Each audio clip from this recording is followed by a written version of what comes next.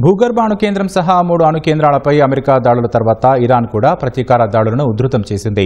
ఉత్తర central ఇజ్రాయెల్లోని పలు ప్రాంతాలపై ఖోర్రామ్ షహర్ 4 ballistic క్షిపణితో సహా 40 మిసైళ్లతో విరుచుకుపడింది. ఈ దాడుల్లో పెద్ద పెద్ద భవనాలు తీవ్రంగా దెబ్బతిన్నాయి. ఐడీఎఫ్ హెచ్చరికలతో ఇజ్రాయెల్ పౌరులు సురక్షిత ప్రాంతాలకు తరలి వెళ్లారు. తదుపరి ఆదేశాలు ఇచ్చే వరకు అక్కడే ఉండాలని స్థానిక అధికారులు సూచించారు.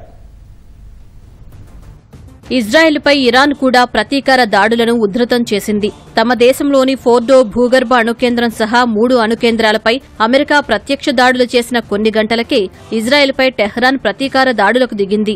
ఉత్తర సెంట్రల్ ఇజ్రాయెల్లోని పలు ప్రాంతాలపై శక్తిమంతమైన బాలిస్టిక్ క్షిపణి సహా 40 మిసైళ్లతో దాడులు చేసింది. టెల్ అవీవ్, జెరూసలేం సహా పలు ప్రాంతాల్లో పేలుళ్ల శబ్దాలు వినిపించాయి. ఇరాన్ దాడుల్లో ఐఫా నగరంలో పెద్ద పెద్ద భవనాలు నేలమట్టమయ్యాయి. పదుల సంఖ్యలో గాయపడ్డారు. క్షతగాత్రులను సమీపంలోని ఆసుపత్రులకు తరలించినట్లు సహాయక బృందాలు తెలిపాయి. ఈ దాడులను ఐడీఎఫ్ కూడా ధృవీకరించింది. ఇరాన్ క్షిపణులు తమ దేశంపైకి దూసుకురావడంతో ఐడీఎఫ్ తమ పౌరులను అప్రమత్తం చేసింది. సురక్షిత ప్రాంతాలకు వెళ్లాలని సూచించింది. స్థానిక అధికారుల సూచనలను పాటించడంతో పాటు తదుపరి ఆదేశాలు ఇచ్చే వరకు అక్కడే ఉండాలని ఐడీఎఫ్ తమ పౌరులకు సూచించింది.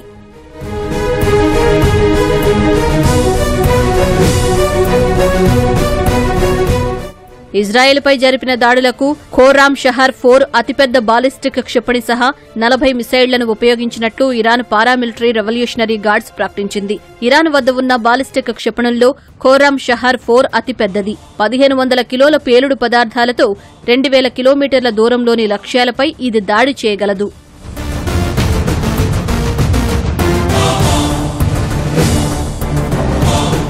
ఈ నెల 13న ఇరాన్ అణుశుద్ది క్షిపణి కేంద్రాలపై ఇజ్రాయెల్ దాడులు చేసిన తర్వాత టెహ్రాన్ వందలాది క్షిపణులు, డ్రోన్లతో ప్రతీకార చర్యలకు దిగింది. కొన్ని మిసైల్స్, డ్రోన్లు మినహా చాలా వరకు ఇజ్రాయెల్కు చెందిన ఐరన్ డ్రోమ్ వాటిని అడ్డుకుంది. ఇప్పటి వరకు ఇరాన్ జరిపిన దాడుల్లో ఇజ్రాయెల్లో 24 మంది చనిపోగా వందలాది మంది గాయపడ్డారు.